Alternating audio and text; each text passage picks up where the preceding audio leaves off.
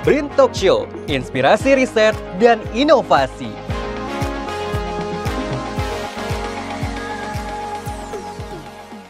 Assalamualaikum warahmatullahi wabarakatuh. Salam sejahtera bagi kita semua dan selamat siang, salam sehat. Pertama-tama tentu kita panjatkan puji syukur kepada Allah Subhanahu wa taala, Tuhan Yang Maha Esa atas rahmat hidayahnya dan kesehatan pendidikan kita semua. Kemudian tentu kita apresiasi, kita sampaikan kepada narasumber kita yang hadir pada hari ini dalam rangka talkshow terkait tema strategi mendapatkan investor bagi startup, terutama tentu PPBR atau startup binaan BRIN.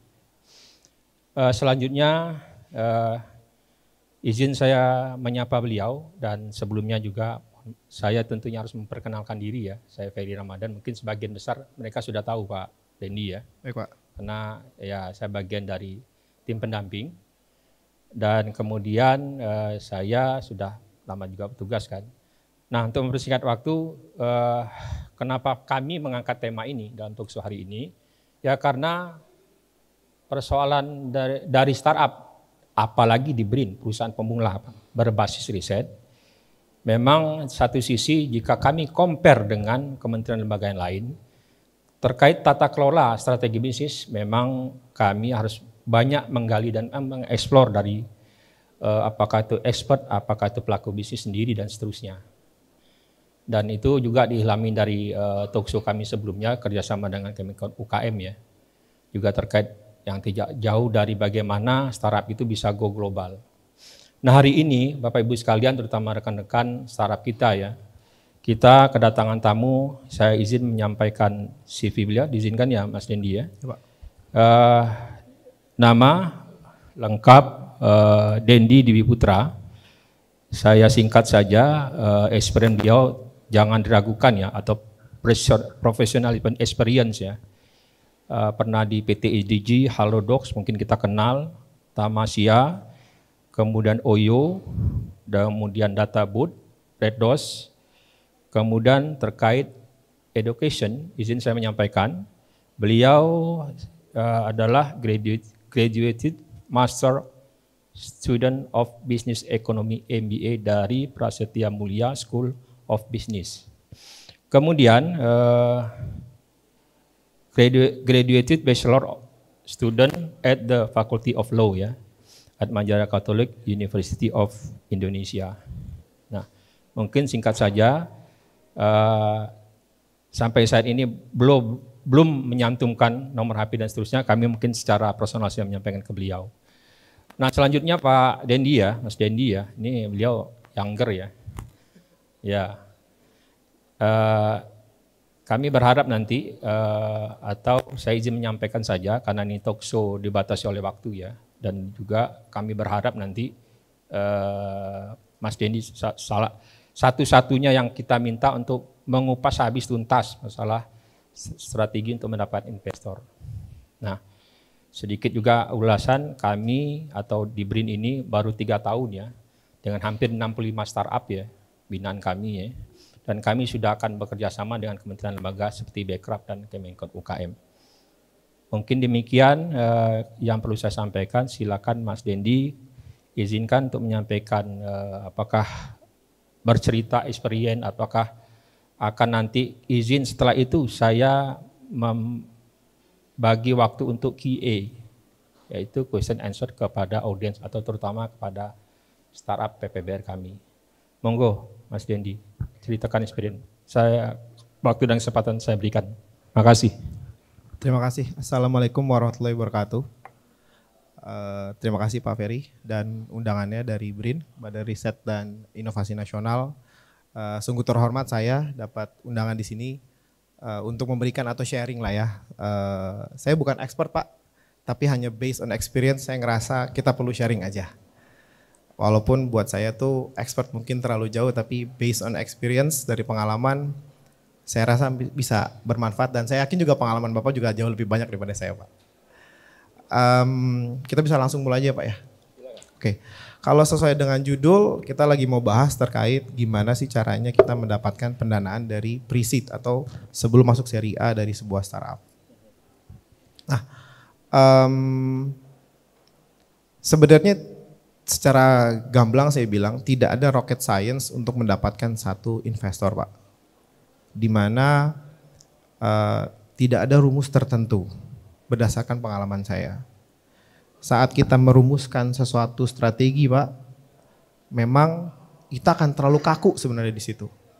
Tapi ada beberapa hal mungkin dari slide, saya udah menyediakan slide. Ada satu istilahnya, pertama yang sebenarnya USP atau UVP, Unique Value Proposition. Tapi unique value atau unique selling proposition itu awal adalah dari problem. Startup itu semua secara gamblang bilang kita mau menyelesaikan satu masalah. Tapi sekarang kan startup itu semua terlihat dari sisi teknologi ya Pak, technological base. Makanya sekarang banyak kalimat startup. Nah, untuk teman-teman pastinya mereka akan menyiapkan ini, saya akan menjelaskan dari hal teoretikalnya dulu ya Pak. Dia melihat satu problem. Dari melihat satu problem banyak ya Pak. Bisa problem di masyarakatnya, marketnya, bisa di operationsnya, bisa di financialnya, bisa di human capitalnya kah. Kan ada 4 pilar dalam bisnis sebenarnya yang bisa diselesaikan. Setelah USP-nya masuk atau UVP masuk, baru dia punya produk Pak. Dia punya solusi. Di situ nanti mereka akan bilang, oke, solusi itu take base. Ini secara teori, mereka hanya melihat dari sisi situ aja sebenarnya Pak. Dan clearly setelah itu ada visi dan misi dari mereka. Kenapa sih mereka mau menyelesaikan problem ini? Bigger vision mereka ke depannya itu apa? Apa sih yang mereka mau selesaikan? Sekarang konotasinya startup itu kan tidak hanya untuk masalah komersil, tapi buat masalah nasional juga, buat masalah masyarakat juga. Itu hal basic sebenarnya Pak. Itu literally hal basic yang biasanya pasti saya yakin semua pemilik startup, semua founder, jujur aja ya Pak, mereka pasti punya. Bahkan to be honest, sejujur-jujurnya Pak, sebelum saya punya startup, saya punya warung Pak. Saya punya barbershop saya sendiri. Secara tidak sadar, mereka pun menyelesaikan masalah itu. Jadi menurut saya tidak ada rocket science, tidak ada ilmu tertentu, ilmu pasti gimana sih kita menjalankan bisnis, apa sih yang kita mau selesaikan. Rata-rata sisinya komersil, kalau startup kan ditarik nih. Sisinya adalah menyelesaikan satu isu. Yakin saya kawan-kawan punya hal itu semua. Dasarnya mereka pasti ada. Secara theoretical booknya pasti ada. Kebetulan dalam pengalaman saya Pak, ada faktor X yang biasanya dilupakan sama kawan-kawan. Yang terbesar itu adalah saat mereka memiliki produk ini Pak, mereka terlalu kacamata kuda. Mereka yakin dengan produknya, tapi mereka tutup gelas mereka. Tidak full, mereka ngerasa udah full, tidak mau ditambah lagi. Begitu ada orang masuk memberikan saran, mereka tutup. Saya sekarang posisinya adalah investor. Saya memiliki Razana Capital di mana kita bergeraknya di bidang syariah. Tiket size kita lumayan Pak, dari 500 juta minimal sampai 10 miliar. 10 miliar. Kita ada 3 startup yang kita udah invest. Dasar saya invest ke mereka itu bukan karena mereka canggih Pak. Bukan karena mereka memberikan solusi yang sangat nasionalis, mereka bisa, tidak. Tapi saya invest ke foundernya. Mereka yakin nggak sama produknya? Mereka open nggak? Mereka cukup mature nggak untuk menerima bahwa produk ini akan terdevelop terus? Kadang-kadang mereka tertutup nih Pak, karena sudah puas sudah terkungkung dengan kalimat founder, CEO, maturity-nya jadinya stop. Sedangkan namanya bisnis Pak, kita bukan mencari nama, kita mencari profit dari sisi investor. Tapi itu pun harus berhati-hati Pak. Itu sangat berhati-hati, jangan sampai startup itu juga terlena dengan apa yang mereka yakini sehingga diinvest habis perusahaannya. Nah, faktor yang sangat saya ingin tekankan adalah pertama, satu, paham bahwa bisnis itu tidak hanya mengenai solusi, tapi bisnis juga mengenai profitability. Profitability itu tidak dicapai dengan forecasting 10 tahun Pak. Even sekarang startup terbesar yang sudah IPO itu masih bleeding Pak. dan investor komplain. Makanya ada istilah tech winter kan Pak. Tech winter terjadi kenapa? Oh katanya udah banyak yang tidak mau invest. Benang merahnya gampang Pak, duitnya nggak ada yang balik. How to solve tech winter? Just make your company profitability. That's it, EBITDA plus. How to make EBITDA plus? Rumusnya gampang. Antara operasional sama gross profit, itu harus lebih tinggi gross profit kita. Jadi ada net profit kita. Startup kadang-kadang suka melupakan itu Pak. Mereka berpikir bahwa solusi ini adalah solusi yang mewah, tapi yang mereka lupa, solusi itu bukan mengenai individu mereka. Mungkin Bapak, saya nggak tahu ya, apakah kawan-kawan di sini sadar bahwa saat mendirikan startup, kalian benar-benar ikhlas nggak? Ini untuk startup, ini untuk solusi, bukan untuk brand image. Sekarang semuanya sudah terlena di brand image sih Pak. Nah, untuk kita balik lagi ke pre-series atau pre-seed investment, simple Pak. Kita tahu pasti mereka punya solusi, mereka punya USP, mereka punya UVP, mereka tahu apa yang mereka mau solve, visi misi mereka clear, tapi ada 5 nih Pak ya, yang besarnya, tapi satu investor pasti ngelihatnya existing business, profit nggak? Minimal gross profit aja dulu. Kalau nggak gross profit, pasti langsung di shutdown. Kenapa? Karena sekarang udah ketahuan Pak, investor atau VC yang masuk ke startup, gamenya mereka adalah price per share earnings. Gimana caranya mereka dapetin uang dengan waktu 1 tahun, tapi valuationnya naik, naiknya mending kalau kita mau IPO Pak, normalnya kan 1 atau 2 kali. Yeah.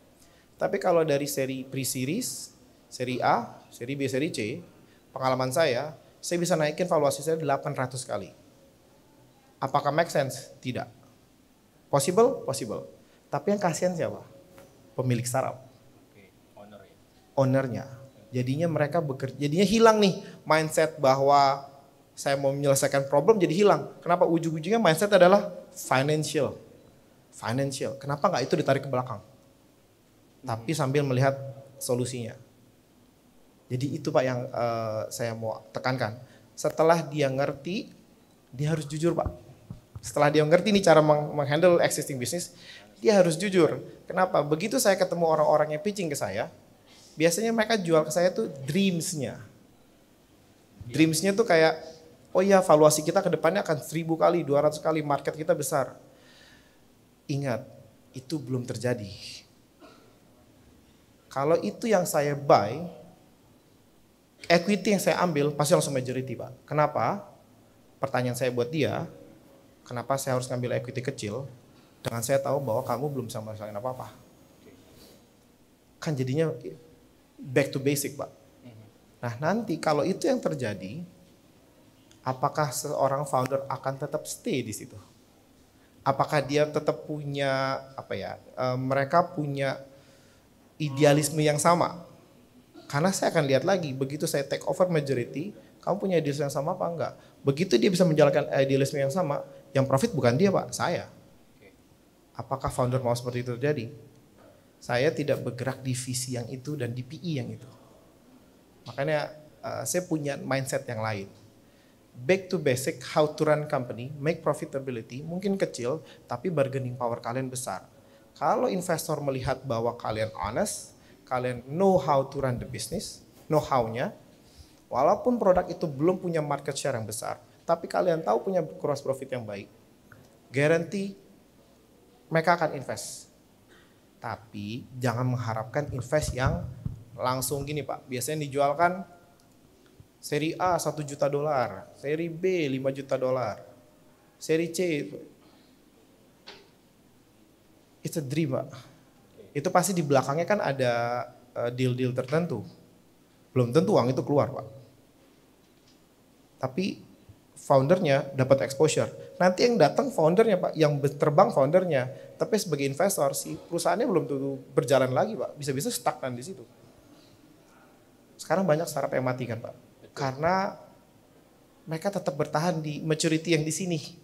Oh iya saya maunya nama saya besar nih. Terus data yang disampaikan belum tentu data real. Setelah diaudit belum tentu Pak. Oke. Begini Mas Dendi, ini saya izin menyikapi ya, atau katakanlah benang merah ya, ini ada yang paling menarik ya. terutama bagi saya sendiri mungkin sudah alhamdulillah mengawal startup ini sejak 2011 ya. Ada benar-benar saya tarik ya. There are not a specific formulation for to get investor, investment dan seterusnya ya. Tapi satu sisi yang menarik bagi saya tadi, Mas Dendi menjelaskan ada 5, saya tidak tahu 5 state, mungkin mohon koreksi saya ya. Dan itu juga nanti agar jangan sampai mohon izin audiens kita pada saat ini sebagian besar dari pimpinan kami ya ada sedikit confused atau ambigu misalnya seperti itu. Tapi nggak masalah. Nah ini mungkin biar clear dulu nih izin ya saya mencoba ya. Tapi tidak apa-apa, ini hal yang ya satu sisi kami adalah perusahaan pemula berbasis riset. Ketika mengarah ke komersialisasi, hilirisasi, itulah yang memang kami akui BRIN mungkin ya, tata kelola untuk masalah strategi bisnis dan sebagainya agak ya disitulah kekurangan mungkin yang dibagi dengan kementerian lembaga yang lainnya.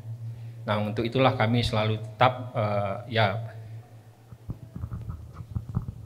berguru ke berbagai ya pelaku bisnis seperti Anda sebagai investor.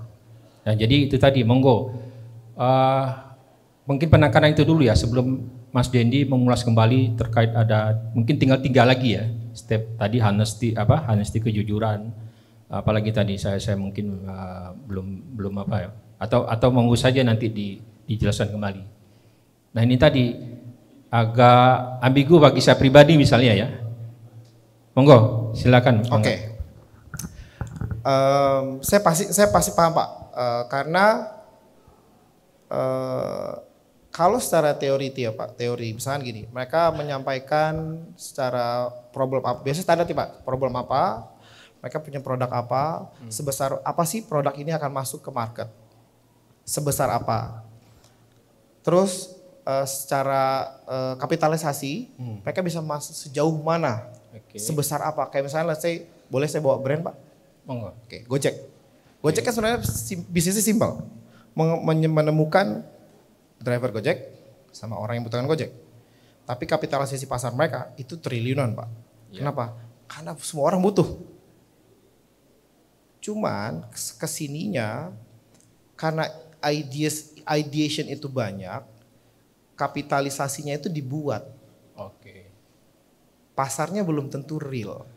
Makanya kenapa saya bilang tarik ke honesty tadi, kapitalisasi pasar dari solusi yang mereka berikan itu harus berdasarkan angka real. Ya. Itu akan tercermin di laporan keuangan mereka Pak. Di gross profitnya. Yang paling susah sekarang adalah menghentikan tech winter. Tech winter buat kami, terakhir salah satu yang kita invest itu dapat series A itu sekitar 1 juta US. Caranya gimana? Simple Pak. Ya. Kita tahu solusinya, kita tahu apa yang kita mau selesaikan, tapi gross profit kita nyata. Ya. Jadinya investor pun untuk mereka balik lagi ke seri A, ke seri B atau pre-series, mereka lihat laporan keuangannya clear. Gross profitnya clear. Kenapa? Karena sekarang investor rata-rata dia hanya minta gross profit ada atau tidak. Meaning setelah gross profit ada berarti transaksinya terjadi Pak. Traction terjadi. Solusinya benar-benar ada manfaatnya. Dan toolsnya mereka itu works. Jadi ujung-ujungnya pasti ke financial report.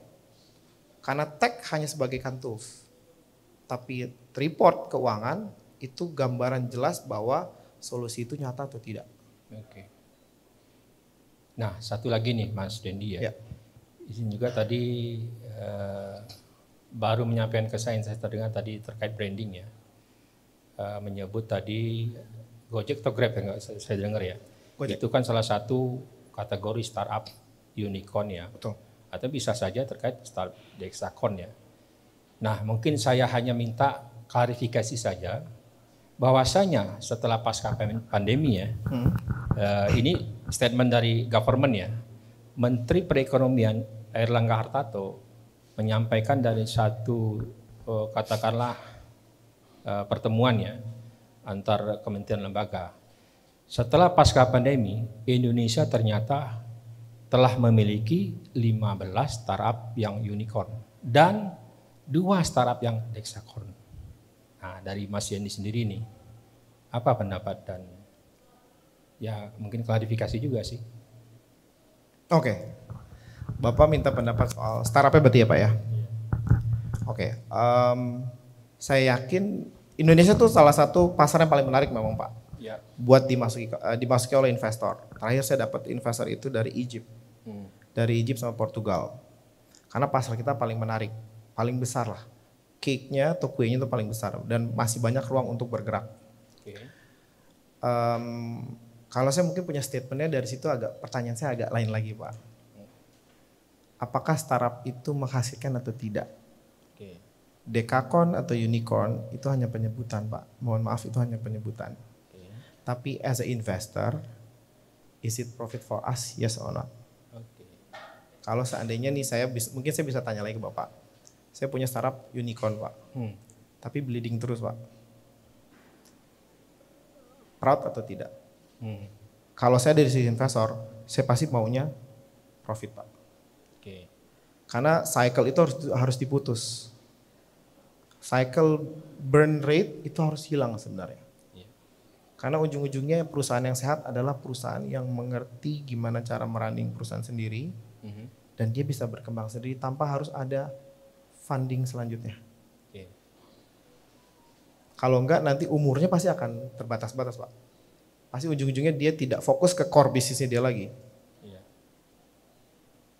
Oke, menarik ya. Nah mungkin karena saya tadi sampaikan kita berharap dialog ini interaktif ya. Mbak Sisi artinya tidak hanya di podium ya. Kami berharap juga nanti para audien terutama startup binaan kami nih Mas Dendi ya. Yang kurang lebih kami sekarang mengundang sekitar 40 startup PPBR yang hadir juga di menyemarakan Inari Expo dan itu bagian dari promosi ya. Nah mungkin kami harus juga ya memberikan kesempatan kepada mereka ya. Apakah nanti pertanyaan ataukah klarifikasi atau seperti apa dan jelas ya tentu berguru ke Mas Dendi ya karena kami anggap sekarang di podium ini adalah investor.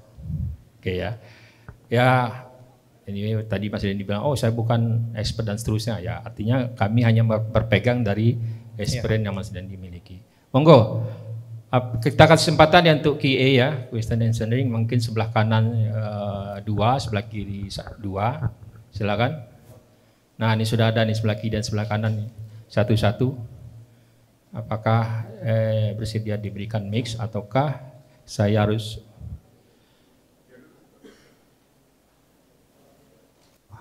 Oke, oh ke depan aja Mas. Ya ini Mas Musa ya.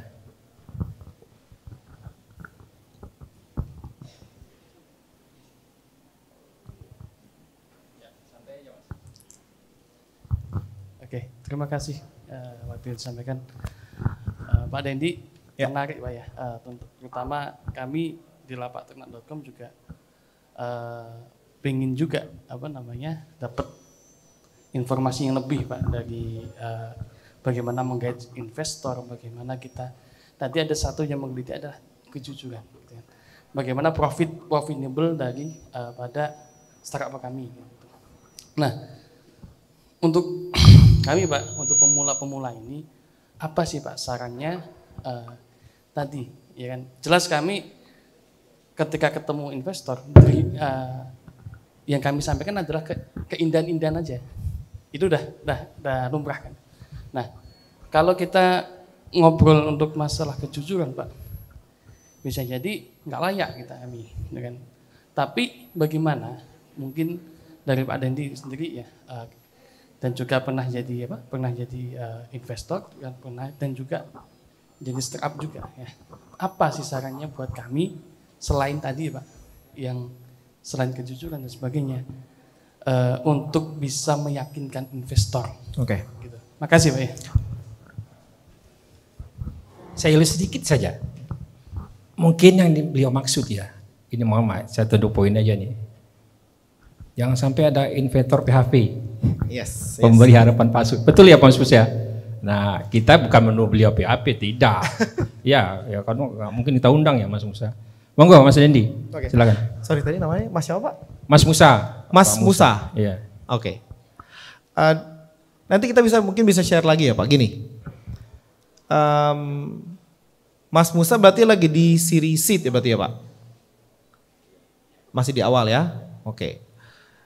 Tadi Bapak bilang kalau saya nyari yang kayak saya nggak lempar yang indah-indah jadi kayaknya nggak akan layak gitu ya. Selain itu sebenarnya Pak, kuncinya adalah kenali audience investor. Karena investor itu punya appetite Pak. Investor itu punya appetite.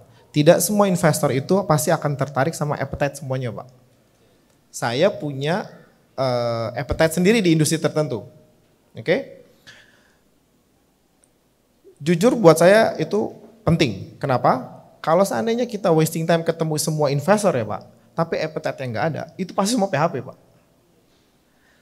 Kalau investor-investor itu misalnya contoh gini, saya pernah, ini based on experience saya punya startup yang saya beli waktu itu, totally collapse. Collapse sama sekali Pak, nggak tahu kita mau kemana. Saya di offer sama grup-grup besar. Di grup-grup besar konglomerat di Indonesia. Ada beberapa yang nelfon saya, 2 tahun yang lalu. Mereka mau janji masuk chip in dan mereka sudah ready Pak. Nggak PHP, cuman saya nggak take mereka Pak. Kenapa? Karena saya tahu investor mana yang invest ke saya, by default mereka akan ngembangin bisnis saya bersama kaki saya. Jadi itu juga penting Mas. Kalau seandainya Mas di bidang lapak ternak tadi let's say Aplikasi dia. Aplikasi platform, Aplikasi tapi platform. di industri apa? Peternakan. Ayam, Kambing ya, sapi ya? kaki 4, oke. Iya. Tapi basicnya peternakan. Nah, banyak investor juga pasti yang akan fokusnya ke sana. Karena saya, waktu itu saya juga pernah di interview, saya akan lihat gini, investor itu kan rata-rata kan, kalimatnya adalah old money Pak. Orang-orang yang memang pada dasar udah punya uang sebelumnya nih. Dan mereka tahu nih cara nge-running bisnis seperti apa, tapi mereka belum jump in ke era sekarang. Nah, di situ Bapak bisa tap in ke mereka. Kenapa? Karena relate sama bisnis mereka. Bukan yang cuman saya sebagai investor, saya punya uang, saya invest kamu. Enggak.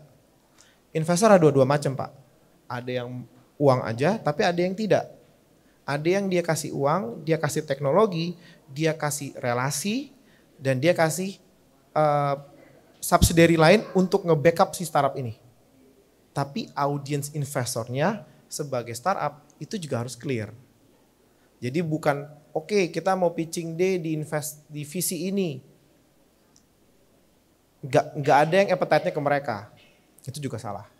Atau mereka hanya kasih money. Itu juga salah Pak. Kenapa? Money not necessarily solving your problem. Tapi kadang-kadang ada koneksi. Misalnya beliau punya base-nya website atau application. Itu kan cost-nya besar. Tiba-tiba ada investor bilang, saya take cost kamu di situ.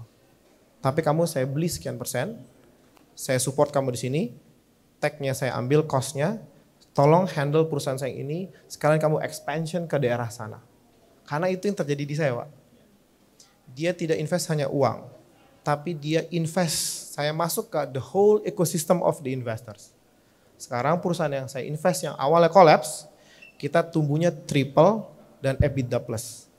So I don't need any investor again. Jadi saya tinggal fokus ke bisnisnya, gimana caranya di ekosistem saya tuh bisa masuk lebih besar. Jadi selain dia punya solusi, dia harus nentuin flow-nya apa, nanti investor juga lihat. Begitu dia tahu audiensnya investornya siapa, investor insya Allah akan ngebantu Pak. Oh kamu masukin di sini kalau kamu lemahnya di sini. Ntar saya bantu di situ. Memang tidak akan ada journey yang instan. Tapi when you believe, di experience saya itu pasti akan ada solusinya. Karena jangan sampai mindset investor tuh hanya duit Pak. Itu mindset yang salah buat saya. Itu sih jawaban dari saya. Oke ya, kita apresiasi ya, tepuk tangan untuk Pak Randy ya, yang pertama ya. Jadi izin juga nih ya sambil inilah Mas Musa ya. To get investor berbeda ternyata dengan to get istri atau suami ya. Ya sama-sama punya comblang, sama-sama ada strategi pitching, tapi pasti beda loh Mas Musa. Sebagai ini saja nih Pak Randy ya. Biar dalam hari siang ini kita semakin semangat. Oke ya, penanya sebelah kiri, monggo maju ke depan Pak Mas Juan ya, enggak.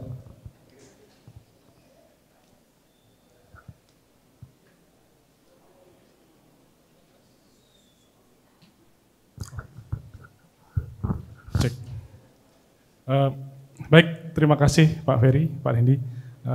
Perkenalkan saya Juan Ferry Arizal, saya dari PT Andakara Novustera. Saya CEO dari produk Forgum. Yang saya mau tanyakan di sini adalah mengenai investment ya. Yang pertama, saya mau tanya ke Pak Hendy, bagaimana sih kacamata investor melihat valuasi dari startup kita? Itu yang pertama. Kemudian yang kedua, bagaimana cara startup, ini sudut pandang startup Pak, bagaimana cara startup menjaga value-value tersebut dari investor. Kadang kita dapat investor, tapi dia sebetulnya nggak butuh kita, sebetulnya dia cuma butuh teknologi aja. Atau bagaimana kita running tim kita. Kemudian setelah itu dia cabut, dia bawa teknologi sama tim kita keluar. Sebagai CEO, saya pernah melihat dan sedikit banyak mengalami hal seperti itu.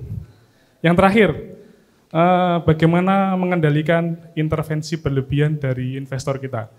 Saya ngerti ada teori bahwa my money, my rules. Jadi biasanya investor itu kalau sudah masuk ke startup kita, pasti ada istilahnya cawe-cawe atau intervensi. Ya, gampangnya gitu ya. Nah itu saya rasa saya mengalami dan agak sedikit merepotkan. Nah itu bagaimana cara kita mengendalikan intervensi tersebut. Saya kira itu yang saya tanyakan. Terima kasih Pak Ferry. Mas Didi, Assalamualaikum warahmatullahi wabarakatuh. Waalaikumsalam. Waalaikumsalam. Nah sedikit saja nih, pertanyaan 3 nih. Canggih nih pertanyaan 3 nih. Selama ini si penerima funding melulu mandatori terus, diwajibkan terus, belong to investment. Nah itu, menarik tuh, paling baik itu pertanyaan. Di samping yang lain juga baik deh. Monggo Mas Dendi. Oke, saya satu-satu kali Pak ya. Yang pertama valuasi. Gimana menjaganya valuasi tersebut?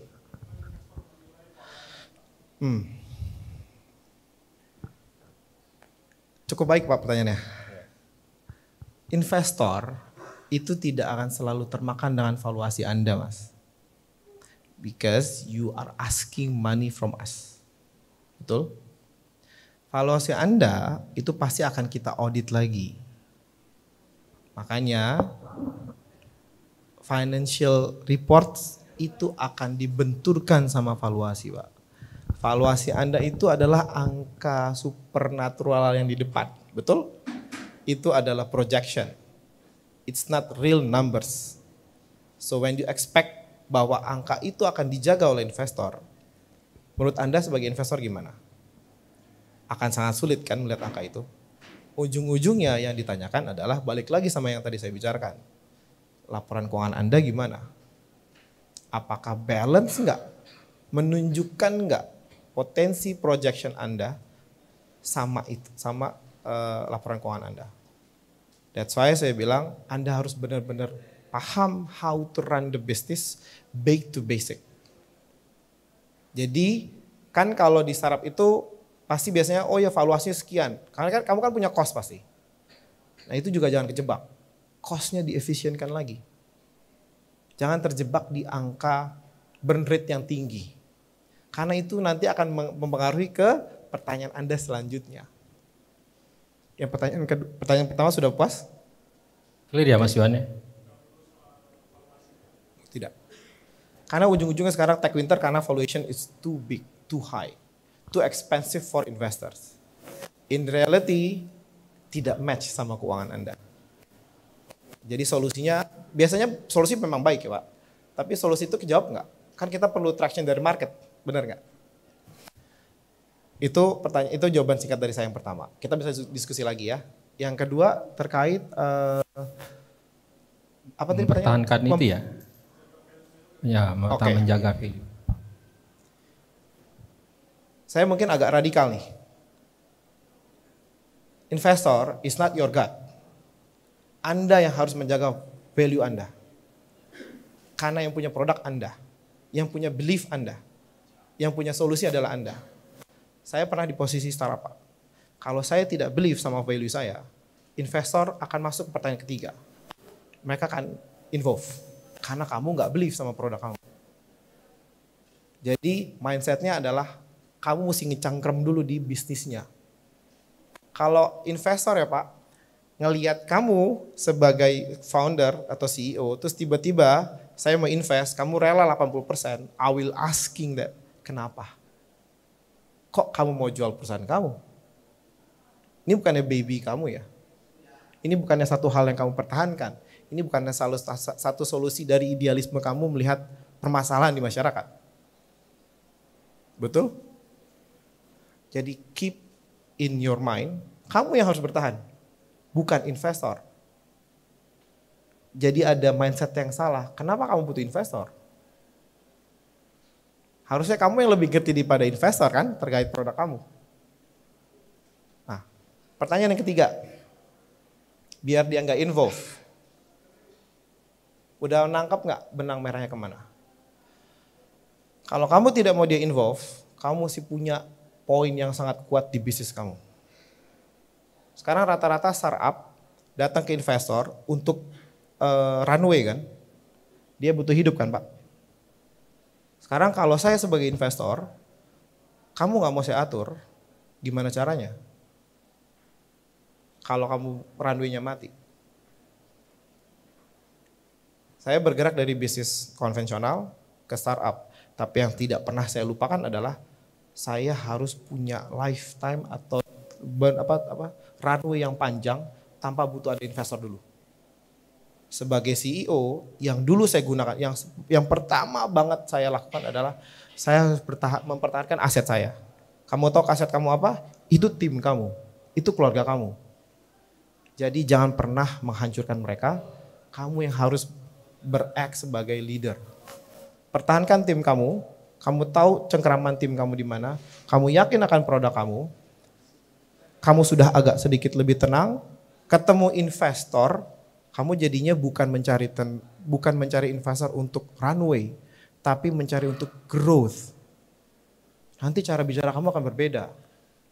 Selama kamu datang ke investor hanya untuk memperpanjang runway, kamu gak akan bisa positioning kamu di atas investor atau sejajar sama investor. No. Investor bukan segalanya Mas. Investor itu hanya supporting. Tapi kalau kamu gak bisa ngerunning bisnis kamu, gak akan mungkin. Investor tuh kayak ngasih ke kamu semua. Ada yang tadi yang menarik, saya juga pernah ngalamin hal yang sama. Gimana caranya kita melihat investor cuman mau invest sedikit, terus dia ambil produk kamu, dia ambil value perusahaan tim kamu segala macam, terus dia gone. Itu banyak terjadi memang Pak. Banyak sekali itu terjadi. Biasanya yang ngambil itu adalah bisa-bisa startup besar juga. Dia nggak bisa masuk ke ranah kamu, dia invest let's say 100.000 USD, tapi kamu nggak punya cengkeraman di perusahaan kamu nih, runway-nya habis, kamu hanya ambil itu, dia akan punya power itu. Ngambil semua, set, habis kamu ditinggalin. Benar gak? Itu yang biasanya banyak terjadi tuh Pak. Kuncinya, you know how to run the business Pak. Itu kuncinya. Be realistic Pak.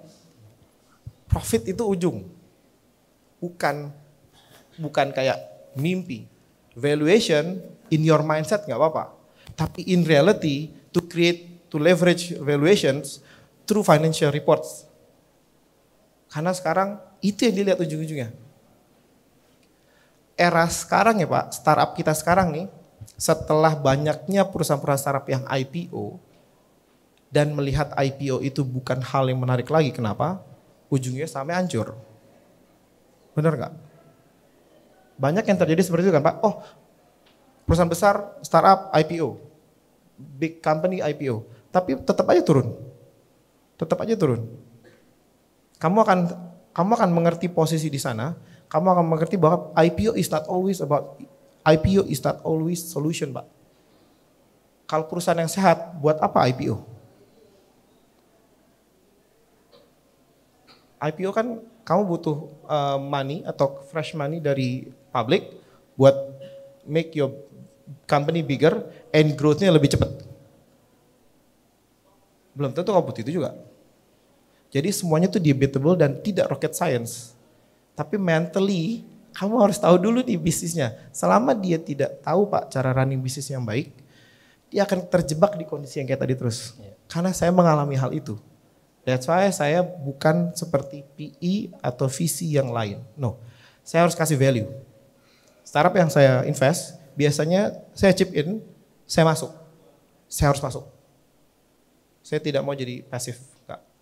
Tech, operations, financial, kita harus masuk. Kita grow bareng-bareng. Tapi maka tadi saya bilang, open your mind, open your ears. Buka. Karena pasti akan ada orang yang datang membantu kamu, tidak hanya mengharapkan saham yang saya taruh ke kamu 1 miliar, itu akan valuasi jadi 10 miliar dalam waktu 1 bulan. Apakah kamu mau terjebak di kondisi itu terus? Please don't. Mindset saya agak layan nih. Tapi bisa nggak? Bisa. Itu sih jawaban dari saya, Pak. Iya, terima kasih Pak Dendi ya. Cukup komprehensif ya mungkin Mas Juan ya. Ya, masih ada waktu mungkin 1-2 penanya lagi ya. Dari sisi depan dulu mungkin ya. Terakhir nanti di sisi belakang ya. Maju ke kanan Mas.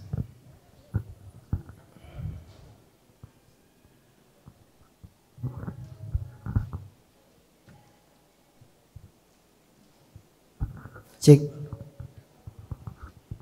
Oke, makasih banyak kesempatannya. Saya Al-Mahdali dari PT Alani Inovasi Bangsa. Mau menanyakan pertama, ini kan kita sebagai startup untuk menghadapi waktu yang tepat untuk peluncuran produk kembali. Ini kan ceritanya kita sudah dibantu oleh programnya BRIN selama 2 tahun kurang lebih. Dan mungkin kita butuh waktu lagi atau timing yang tepat untuk bagaimana kita bisa hard launch ceritanya untuk produk kita. Nah, untuk membuat bisnis kita ini lebih bisa growth lebih cepat, maka kita otomatis harus punya main event untuk launching dan memperkenalkan untuk prospek pasar kita. Nah, dari venture sendiri, bagaimana dia sebenarnya untuk melihat startup ini itu punya prospek pasar yang bakalan panjang begitu dari sudut pandang venture sendiri. Karena kan ini selama ini kita memandang dari sudut pandang kita bahwa bisnis kita ini bisa 20-30 tahun ke depan, bahkan mungkin bisa satu abad begitu ke depan. Nah, bagaimana venture menilai itu untuk yang pertama. Terus untuk yang poin kedua, tahapan bertumbuh itu kan otomatis dinamikanya lumayan besar. Seringkali ketika kita menarik venture atau investor tambahan, itu startup ini kan besar karena tim. Bukan hanya karena CEO-nya saja, tapi karena timnya. Nah, banyak kondisi yang terjadi di lapangan itu ketika investor masuk, seringkali ya seperti yang Bapak sampaikan tadi bahwa ada proses acquisition yang bisa saja terjadi ketika mungkin saja si investor ini merasa mungkin bisa mengakomodir bisnis kita secara keseluruhan dengan mengambil talent kita, superior team kita. Bagaimana untuk menjaga itu? Maksudnya supaya kita bisa terus berjalan beriringan dengan investor. Karena kita lihat memang sering ada dinamika lah antara di level mungkin investor dengan di struktur tim seperti itu. Mungkin itu dari saya. Terima kasih. Ya, silakan Mas Denny, mungkin sudah clear ya. Dua pertanyaan saya tangkap tadi ya. Tadi dengan Mas Al-Madali ya. Oke, berarti saya asumsikan bahwa perusahaannya Mas Al-Madali ini masih belum berjalan bahkan. Beliau platform sudah jalan. Sudah jalan? Iya, jadi aplikasi platform sudah malah funding kedua tahun lanjutan hari ini. Oke, maunya growth lebih cepat lagi. Ke investor itu istilahnya there's no such thing as free lunch, Pak. Oke? Ini skill yang paling mahal ya Pak, buat saya nih. Patient, sabar. Memang sekarang semuanya banyak nih yang Pak terjebaknya dari kondisi tadi nih. Saya pengen growth besar. How big do you want your growth as to be? Misalnya pengennya sebesar apa nih? And then ready nggak nanti tiba-tiba itu besar? Pertanyaan saya sebagai investor, kamu ready nggak? Misalnya tiba-tiba kita taruh 1 triliun gitu, bisa dihandle nggak? Banyak Pak yang sudah jalan retail besar, diinvest 800 miliar, tutup. Because kenapa? Dia nggak ready, dia nggak mature. Dia kaget terima duit itu. Dia nggak tahu mau ngapain lagi, spending selesai. Nah, balik ke pertanyaan Mas Madali tadi, Mas Al tadi, how-nya sih sebenarnya tidak ada rocket science Pak. Cuman dia harus nguasain pasar, sesimpel itu. Karena buat growth itu tidak hanya dari sisi investor dan produk, tapi dari sisi penyerapan di pasar. Contoh simpel, industri yang sangat besar yang cepat banget. Ada yang paham nggak? Dalam waktu hanya sekitar beberapa tahun, government langsung naik. Dan itu tidak tergolong sarap Pak. Padahal industrinya dimiliki orang rata-rata anak muda. Mungkin Bapak familiar dengan vape. Vape sekarang dimiliki oleh perusahaan-perusahaan besar. Dulu hanya anak muda. Apakah growth-nya dilihat? Apakah dia sebuah tren? Tapi lihat penyerapan di pasar. It's a very huge market. Saya nggak bisa bilang itu baik atau buruk Pak. Tapi itu startup. The third largest vape company itu built by us awalnya. Kita fokus ke pasar Pak. Kalau mau growth, simple Mas. Pastikan penyerapan di pasar atas produk yang kamu tawarkan benar-benar terjawab. Kalau itu tidak terjawab, pivot. Secepatnya pivot. Jangan hanya bergerak di satu produk yang kamu yakin awal itu akan besar, ternyata penyerapan pasarnya tidak ada. Itu mungkin banyak variabelnya Pak ya, reason why-nya banyak. Tapi pivot juga penting. Enggak semua perusahaan besar itu sekali launching besar Mas. Dia butuh pivot beberapa kali baru nemuin penyerapan pasarnya, produk market fit-nya baru dapat di situ. Maka tadi balik lagi, kamu mau lihat nggak? Kamu sadar nggak produk ini cukup diserap atau tidak? Kalau tidak diserap, pivot Mas, pivot. Rubah sedikit juga nggak apa-apa. Huge transformation juga oke. Tapi as a company, as a leader, kamu harus paham itu boleh dilakukan. Kita kan nggak tahu perusahaan-perusahaan besar yang sekarang itu emang langsung launching cepat, enggak. Saya tahu loh Gojek atau apapun itu enggak langsung launching selesai, langsung besar, enggak. Dia butuh beberapa tahun, bahkan butuh 10 tahun untuk besar seperti sekarang. Tapi pivot adalah hal yang penting. Menyadari bahwa produk kita ternyata tidak menjawab pertanyaan itu. Solusi yang kita miliki awalnya dari data kita, itu juga harus sadar. Dan saya biasanya men-challenge dengan data. Data kamu harus pastikan itu real atau enggak. Biasanya saya juga kadang-kadang, oh ya datanya dari sini, dari A, dari B, dari C. Is it valid? Not always Pak. Jadi kamu mesti punya darah untuk pivotin yang kencang. Pakai logik kamu, pakai guts kamu bahwa kalau kamu mau growth, lihat penyerapan pasarnya, kebaca nggak? Jadi kamu harus benar-benar masuk ke bisnis kamu, keempat pilar tadi. Operations, finance, marketing, sama HR. Karena human capital itu penting di startup. Kamu lihat itu, kamu lihat tim kamu dapatkan informasi dari tim kamu, benar-benar bergerak ke dalam, nanti kamu akan tahu pivotnya mau kemana. Ini kejawab apa enggak. Dan kasih certain time. Jangan sampai berlarut-larut di kondisi yang kok ini nggak bisa growth, kok ini nggak bisa growth. Rubah. Salah satu perusahaan yang saya invest Pak, saya rubah dalam waktu 2 jam. Saya lihat data perusahaan, saya ke pasar, saya lihat ke partner, terus saya lihat trennya turun atau enggak. Begitu saya lihat trennya turun, saya bilang enggak, bisnis model ada 3, tolong dirubah. Sekarang dalam waktu 2 bulan, berubah growth naik. Jadi saya benar-benar selam ke dalam, Saya nggak bisa egois kalau produk kita paling bagus. As a founder produk kita harus bagus, enggak. Laporan keuangan nggak bagus, pasar yang nggak bagus, partner ada masukan, tim terkecil saya pun saya lihat ada info nggak di bawah kayak gimana sih produk kita. Karena kadang-kadang punya ego, produk kita bagus banget ya. Gitu. Saya ambil, kita bilang langsung enggak. Berarti kita punya 3 segmen yang berbeda, kita punya 3 market yang berbeda. Fokusin ke yang A dulu, yang ini kita hold, yang ini kita masukin ke investor lain. Dan growth-nya 2 bulan.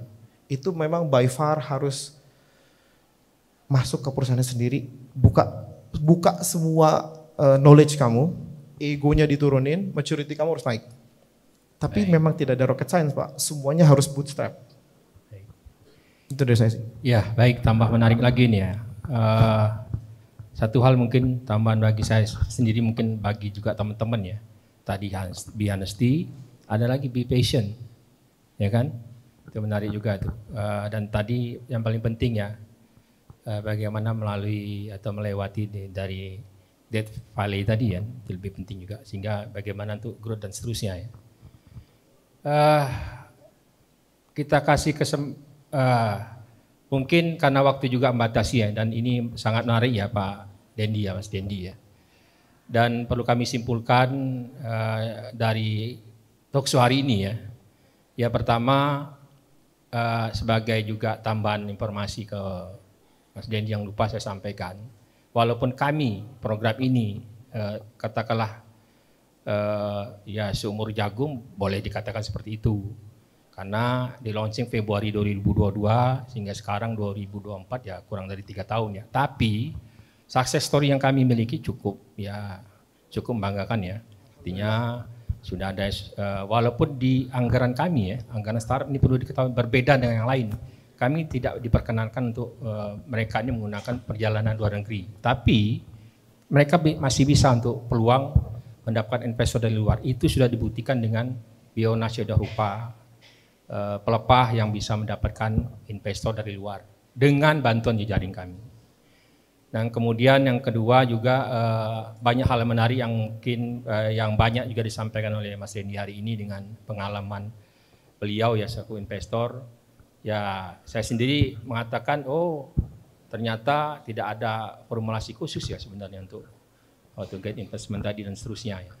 Nah maka yang paling penting juga adalah beliau menyemangati kita ya, walaupun kita ya katakanlah dibandingkan kita compare misal kemarin kolaborasi dengan talkshow dengan Kementerian Koperasi UKM, mereka punya entrepreneur development dan sebagainya, kami tetap ternyata bisa sinergi dan bisa saling mensupport, saling mendukung dalam how to reset by startup go to global. Itu kira-kira. Dan terakhir tentu nanti diperkenankan juga Mas Dendi apakah melalui kami mungkin bisa saja berinteraksi langsung ya, jika mereka tidak terakomodir pertanyaan hari ini, maka nanti izinkan kami untuk men-share nomor Pak Dendi sendiri ya. Sebelum kita mengakhiri mungkin alangkah baiknya sebagai penyemangat kita izinkan saya untuk menyampaikan sedikit pantun, ya kan, biar agak hidup lah. Kalau puisi kan boleh lihat teks ya, boleh, maka pantun boleh juga dong saya lihat teks ya. Mentari pagi bersinar terang, menyambut hari penuh semangat. Inare Expo 2024 kian gemilang, bersama riset inovasi menuju Indonesia hebat. Kami akhiri, assalamualaikum warahmatullahi wabarakatuh. Terima kasih Pak Dendi.